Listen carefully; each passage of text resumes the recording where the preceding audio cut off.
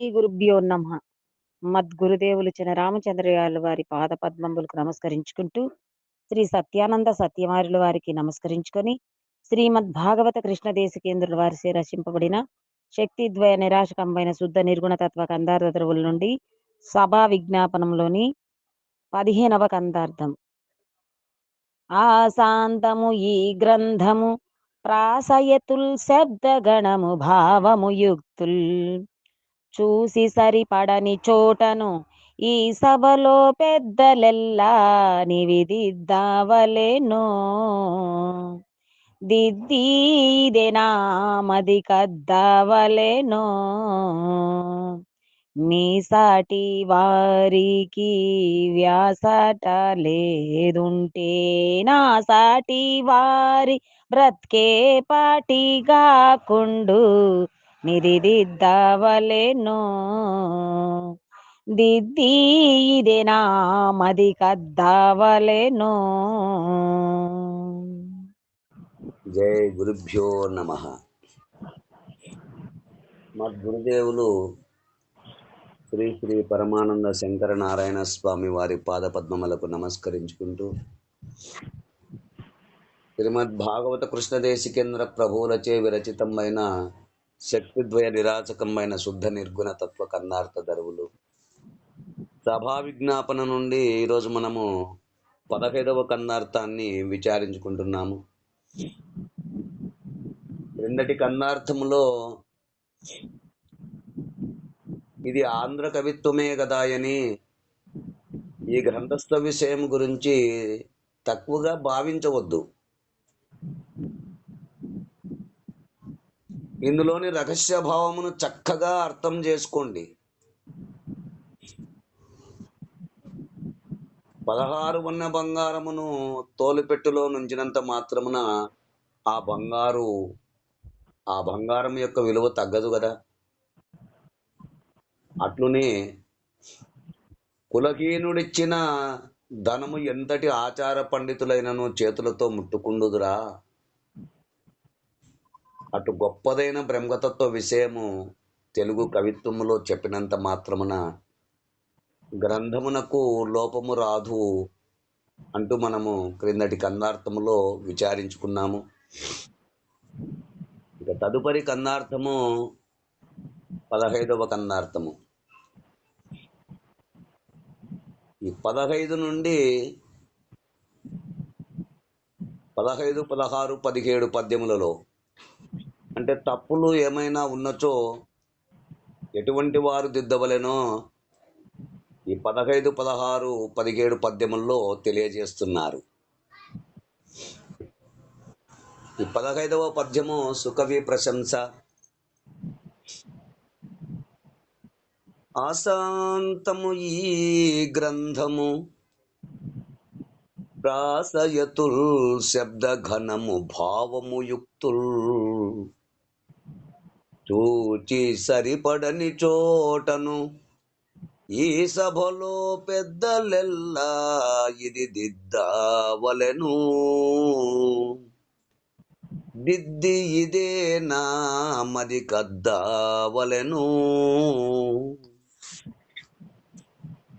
మీ సాటి వారికి వ్యాసాట లేదు ఉంటే నా సాటి వారి బ్రతుకే సాటిగా కుండు నిదిద్దవలెను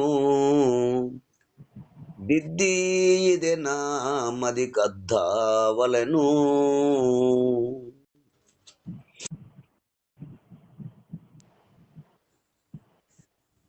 ఆశాంతము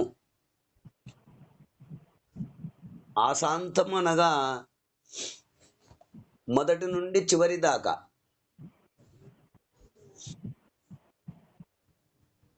అంటే ఆ లగాయత్తు సా వరకు గల అనగా మొదటి నుండి చివరి వరకు ఈ గ్రంథమును చూచి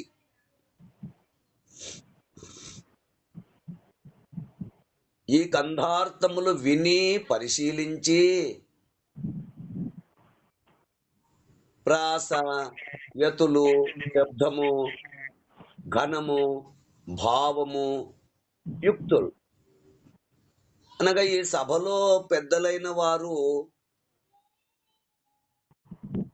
ఎందుకు అంటే శాస్త్రయుక్తి బ్రహ్మజ్ఞాన గరిష్టత కలిగి అనహంకారులైన వారు.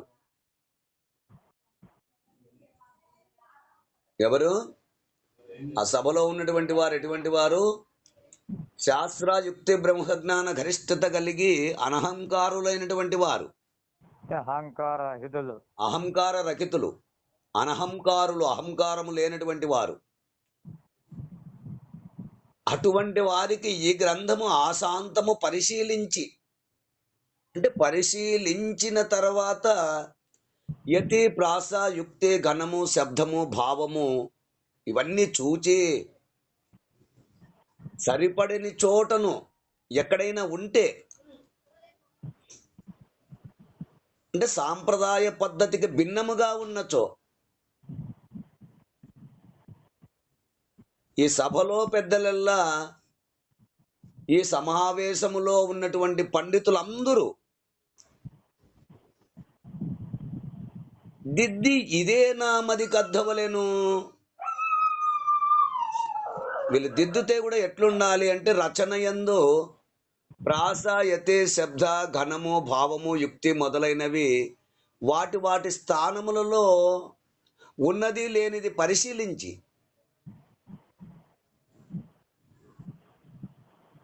దీన్ని అవసరమైన చోట మార్పులు చేర్పులు, అంటే మీరు సవరించిన సవరింపు నాకు ఆమోదయోగ్యముగా ఉండాలి, సంతృప్తిని అవగాహన కలిగించవలేను అని కోరుచున్నాను.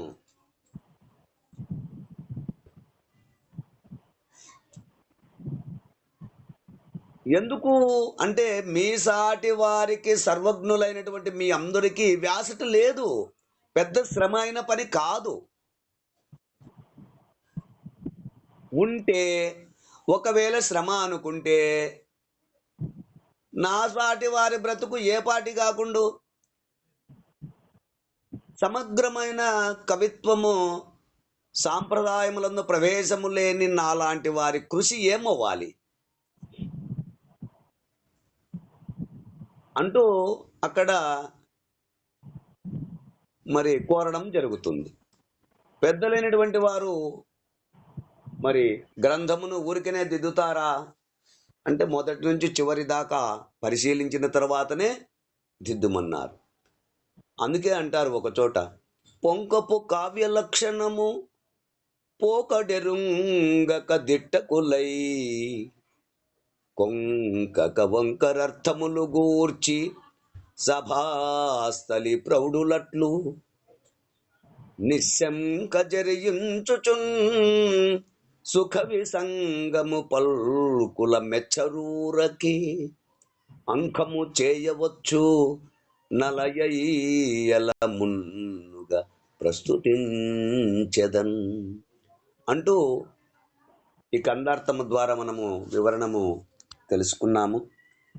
ఈ కందార్థ భావాన్ని మీరు కూడా అందుకుంటారని కోరుకుంటూ జై గురుదేవా. జై గురుదేవా. జై గురుదేవా.